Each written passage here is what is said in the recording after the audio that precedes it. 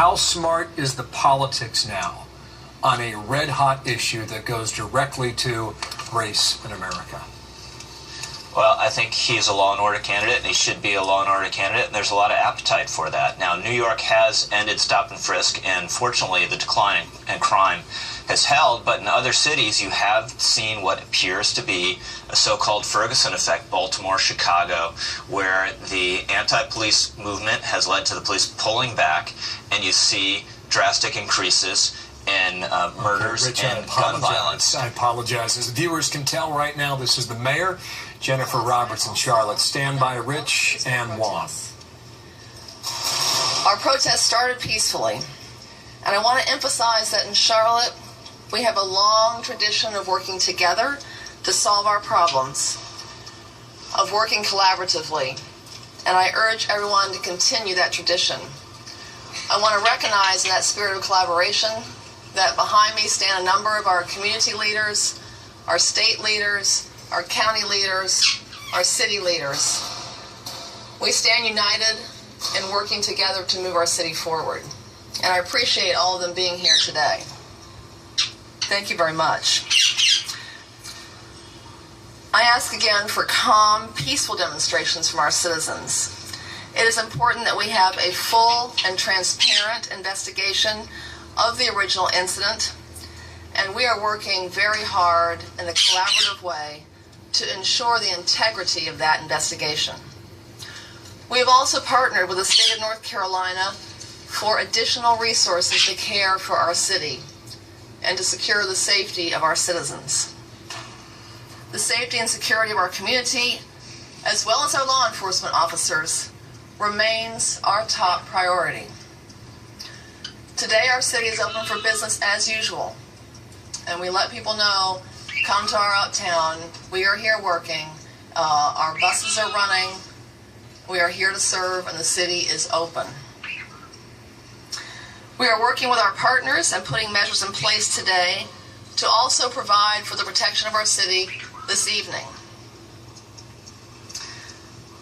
Once again, I thank all of the community partners who have been working so hard with us to ensure this collaboration going forward. We saw some tremendous work in that area last night. I want to especially thank our religious leaders, our faith leaders, our community leaders who were out last night working so hard to keep the protest peaceful. I'm now going to turn it over to the Chief of Police, Chief Putney, to provide more details. Chief.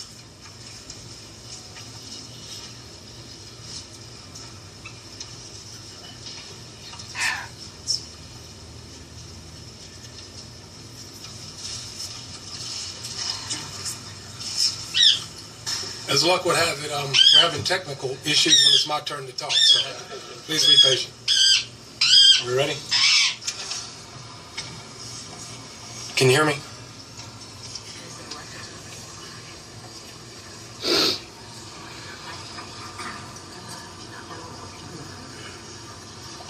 All right. Everybody doing okay? Good.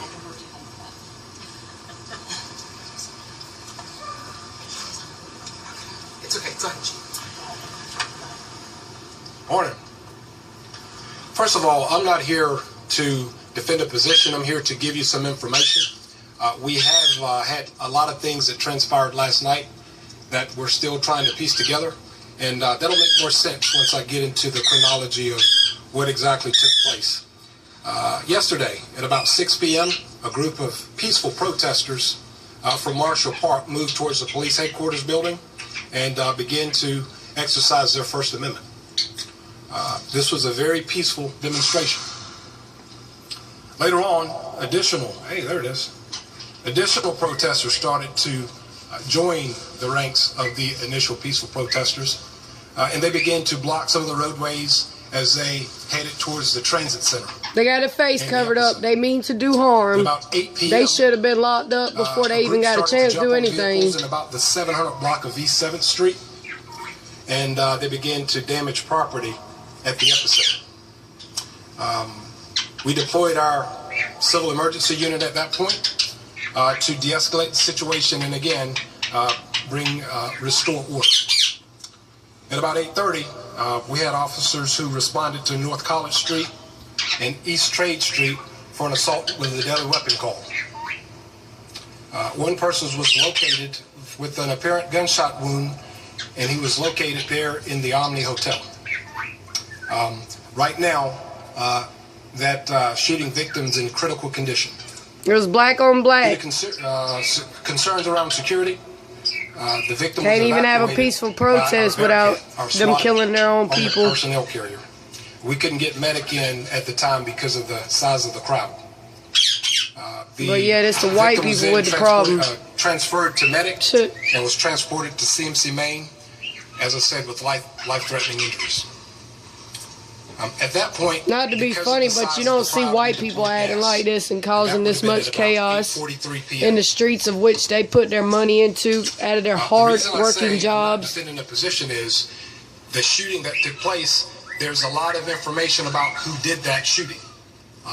We're reviewing video, and we're assessing our people who were there as well, because an allegation was made that one of our officers might It's a be shame that involved. peaceful black protesters before, can't guys, even we're here to seek protest the without truth. their own So we're violent investigating people that shooting them to find and the destroying truth, their the absolute streets. truth, as best the evidence can show us. Don't forget, Hillary and Obama As support soon as this. we were, once They'll we jump were up and get up here and handling talk that and get these situation, people routed up. a group at around 9 Where's 9 p.m. Obama to talk about the began to move violence when all towards these Trade people in Street and College Chicago, black people in Chicago, are being We killed every responded and day? dispersed those Hillary and protesters Obama there. don't care about that. And then the transit center closed at 9:07 p.m.